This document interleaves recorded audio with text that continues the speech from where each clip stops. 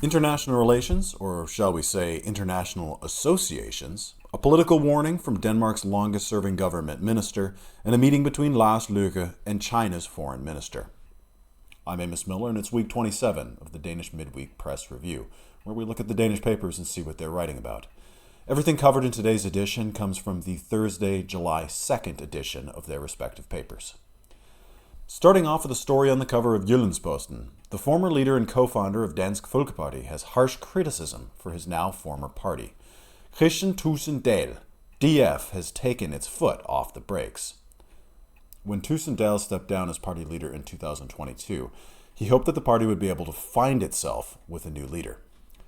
Anders Haarder for Jyllands-Posten asks if Thulesen Dahl thinks that's happened in the 4 years since he's left. It's hopeless. The leadership is more ready to step out on the European far right than when we created and built up Dansk Folkeparti.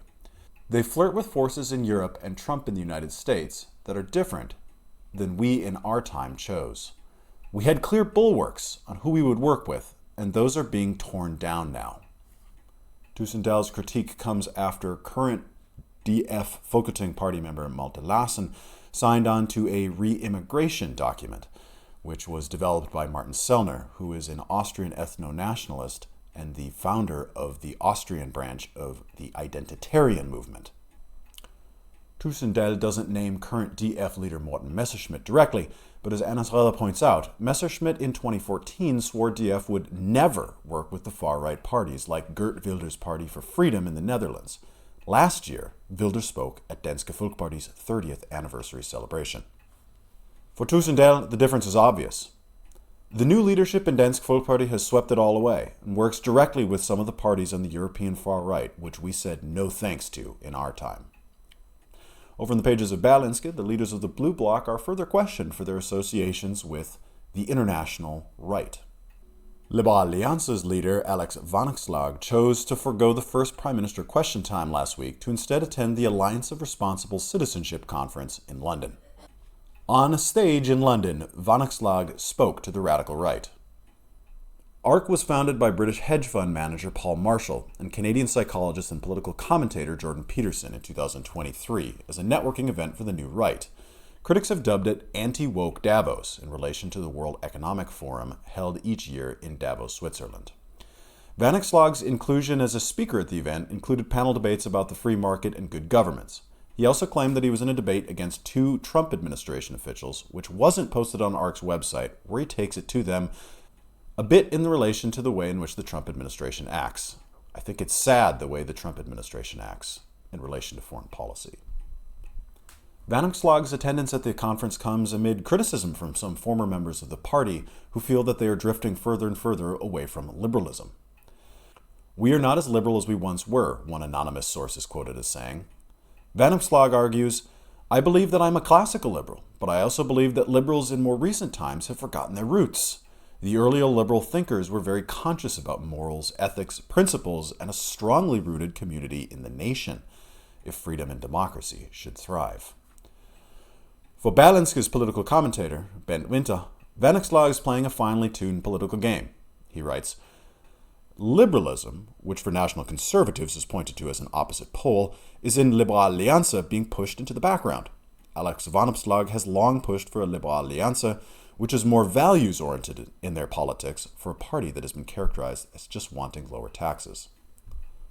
Winter argues that in a fractured right wing, Vanopslagh is pushing the party further away from liberalism and more towards national conservatism in an attempt to position himself as a potential future government leader in a right-wing coalition. Alex Vanopslagh steps away from the party's liberal foundations can show itself as being necessary to gain power and build the necessary bridge over the gap in the blue bloc. In the pages of Kristeligt Dagblad, a visit from the Chinese foreign minister is seen as a delicate diplomatic dance. China reaches its hand out to the north. China's foreign minister Wang Yi visits Denmark and the other Nordic countries at a time when the relationship between Beijing and Europe is under pressure. But even amongst major disagreements, both parties have need of each other. Pia Ellis writes about how the Chinese foreign minister's visit comes as Denmark and other European countries attempt to balance a China, which has supported Russia in its invasion of Ukraine, and the need for greater economic relations in the face of an increasingly untrustworthy United States of America. Camilla T. Nørup Sørensen, an expert at the Institute of Strategy, notes, "There are two things that have seriously weakened the EU's relationship with China.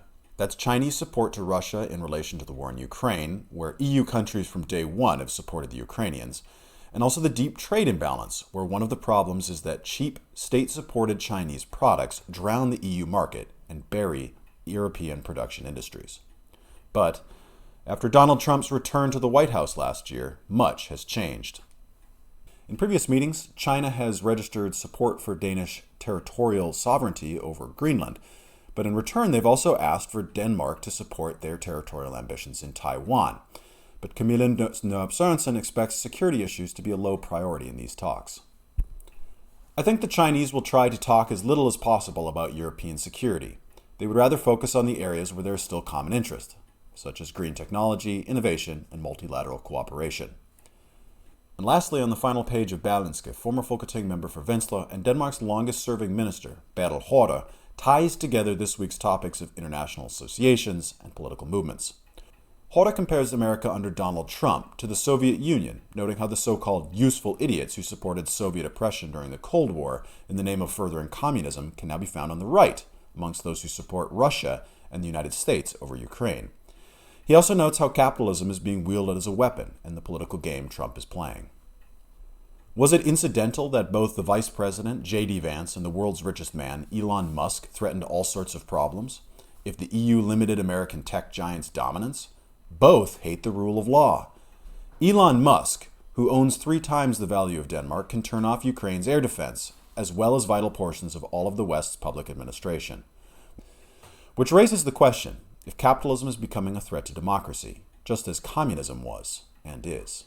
That answer is yes. That's it for this week's Danish Press Review. As always, if you find this content useful, please engage wherever you've found it.